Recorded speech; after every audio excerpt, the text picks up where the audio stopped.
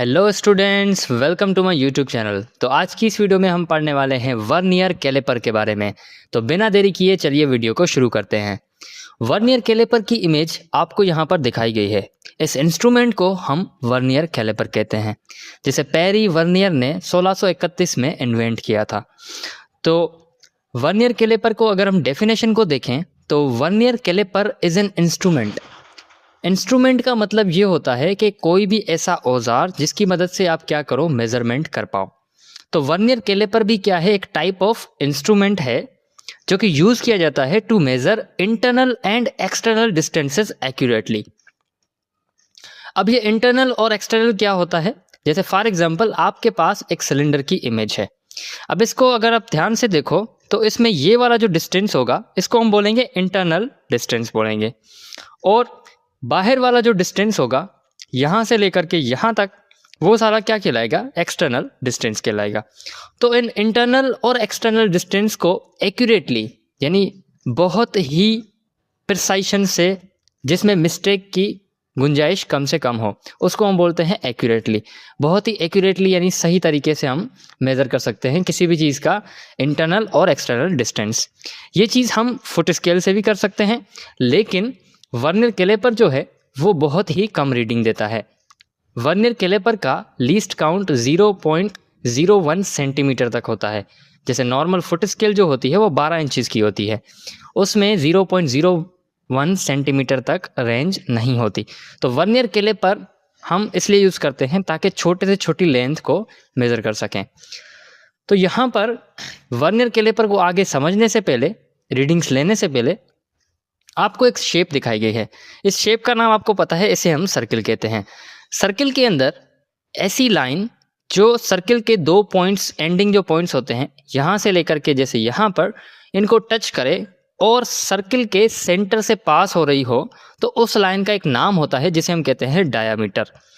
Diameter जो होता है वो सर्किल के रेडियस का 2 गुना होता है। जैसे यहाँ पॉइंट जो है अगर सेंटर है तो यहाँ तक का जो डिस्टेंस होगा वो रेडियस होगा, तो डायमीटर इसका क्या है, डबल है। तो डायमीटर का मतलब सर्किल की ऐसी लाइन जो उसको 2 पॉइंट पर टच करती हो और वो सेंटर से पास होती हो, उसे हम कहते हैं सर्किल का डायमीटर। अब चलिए बढ़ते हैं आगे। यहाँ पर आपको वर्नियर कैलिपर की इमेज दिखाई गई है। किसी भी इंस्ट्रूमेंट को समझने के लिए उसके पार्ट्स को समझना होगा कि उनका यूज़ क्या होता है। तो वर्नियर कैलिपर में अगर आप देखो तो यहाँ पर जो ये दो आपको दिख रही हैं, स्ट्रक्चर दिख रही है, इसको हम बोलते हैं एक्सटर्नल जॉज। एक्सटर्नल इसलिए कहते हैं क्योंकि हम इसकी मदद से एक्सटर्नल डिस्टेंस मेज़र करते हैं। इसका दूसरा नाम भी होता है लोअर जॉज भी कहते हैं इसे। इसी तरह से जो यहाँ पर हैं उन्हें हम बोलते हैं इंटरनल जॉज, जिसकी मदद से हम इंटरनल डिस्टेंस निकालते हैं, और इसका नाम अपर जॉज भी होता है। यहाँ पर आपको ये बड़ी जो स्केल दिख रही है जिसके ऊपर 15 मिलीमीटर तक की रेंज जो है डिस्टेंस कैलकुलेट हम कर सकते हैं। तो ये बड़ी जो स्केल दिख रही है इसको हम बोलते हैं मेन स्केल या मीटर स्केल बोलते हैं। तो मेन स्केल के ऊपर वाली जो भी वर्डिंग है, ऊपर वाले जो भी नंबर्स हैं, इनका यूज़ हम नहीं करेंगे। मोस्टली हम जो है नीचे वाले जो नंबर लिखे हुए हैं, जैसे यहाँ से 0, 1, 2, 3, इनका हम यूज़ करेंगे। तो ऊपर वाले जो नंबर हैं उसको हम बोलते हैं इंपीरियल स्केल, और नीचे वाली जो नंबर लाइन होती है उसको बोलते हैं मीटर स्केल। तो ये हमारी क्या होती है, मेन स्केल।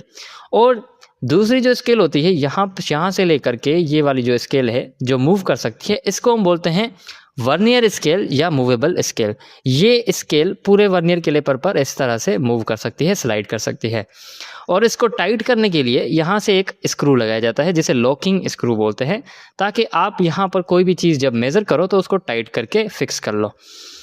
और ये होती है डेप्थ मेजरिंग ब्लेड।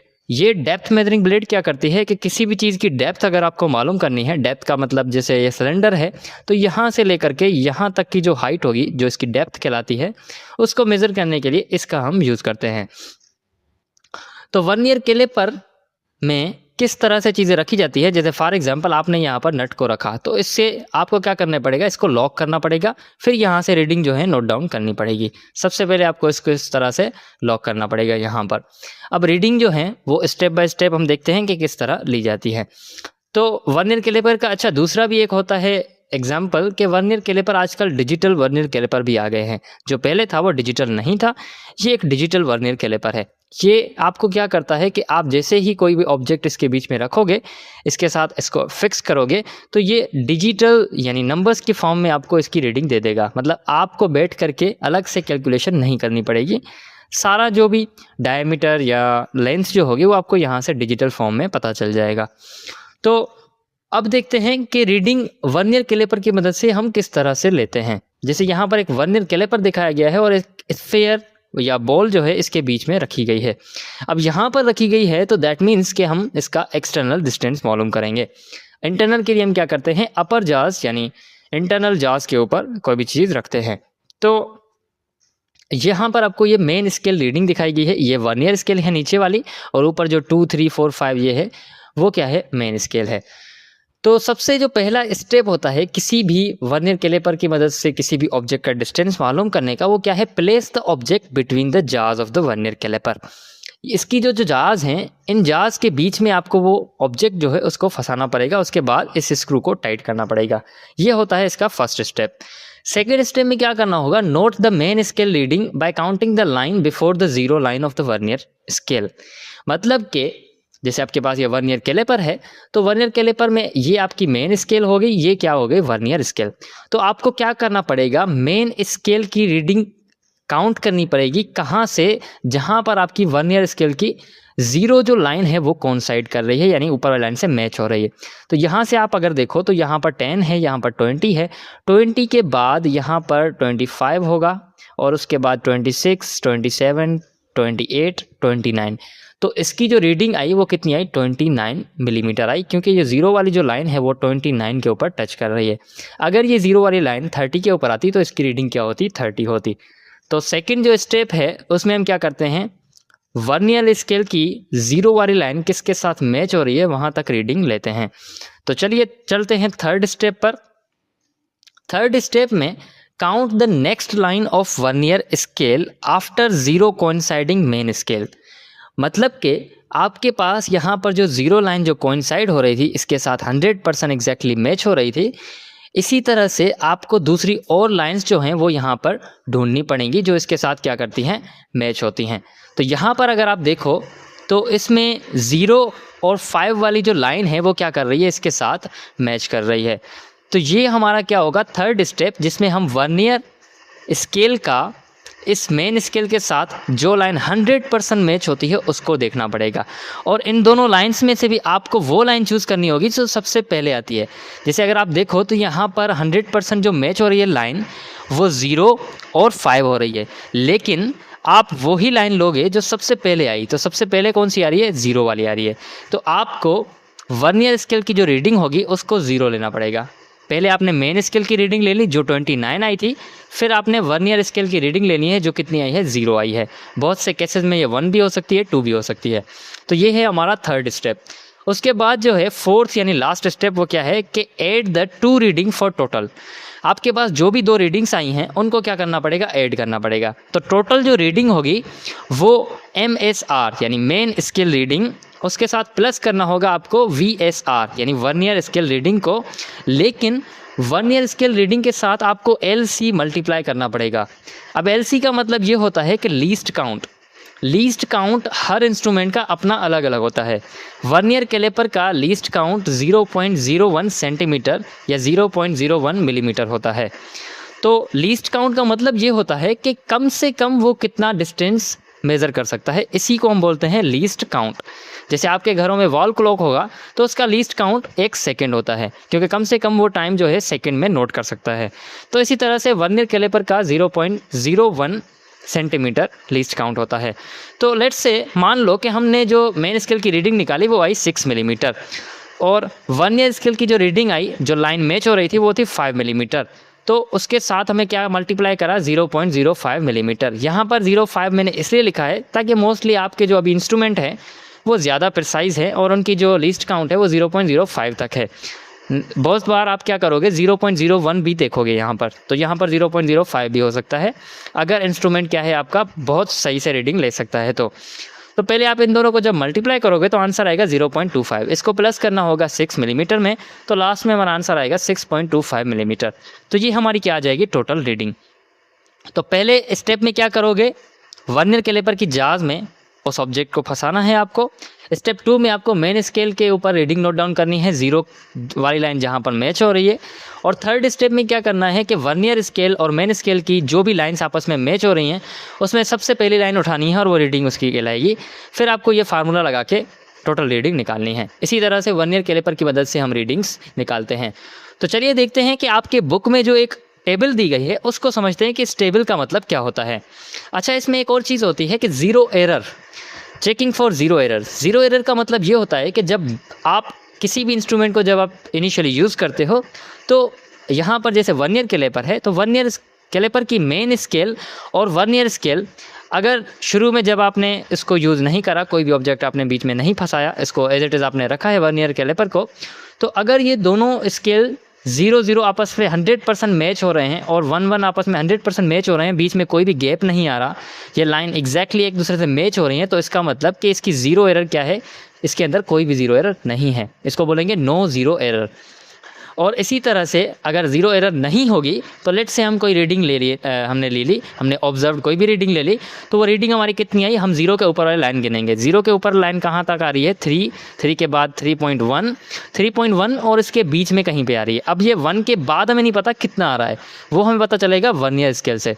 तो वर्नियर स्केल की लाइन कहाँ पर मैच हो रही है, यहाँ पर मैच हो रही है। तो ये देखो कितना होगा, 3.1 तो हमें पता चल गया क्योंकि ये 3 है और ये 1 है, लेकिन 3.1 के बाद क्या आएगा वो यहाँ से पता चलेगा। तो यहाँ पे आप देखो तो 0, 1, 2, 3 और ये 4, तो 3 पॉइंट कितने हो गए, 1, 4। 4 हमें कहाँ से मिला, वर्नियर स्केल से, जो लाइन क्या कर रही थी 100% मैच कर रही थी।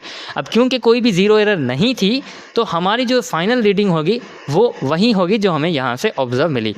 लेकिन क्या हो कि अगर ज़ीरो एरर जो है वो हमारी बढ़ जाए, जैसे यहाँ पर अच्छा इसकी इमेज दिखाई गई है वर्नियर कैलिपर की, इसमें आप यहीं से रीडिंग देख सकते हो, जैसे ये 0 है यहाँ से ले सकते हो।